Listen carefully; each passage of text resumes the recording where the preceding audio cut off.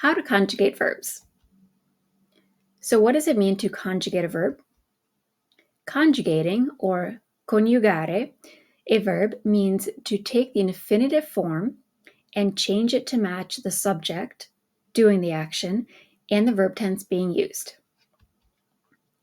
Do we conjugate in English? That's a good question.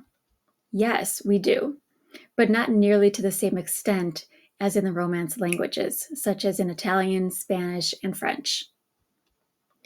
So for example, to speak in the present tense in English, you really only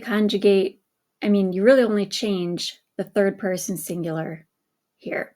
So I speak, you speak, he or she speaks, we speak, they speak.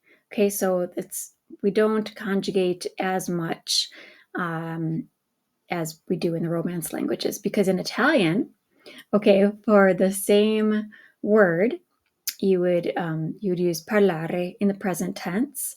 Okay, io parlo, tu parli, lui, lei parla, noi parliamo, and loro parlano.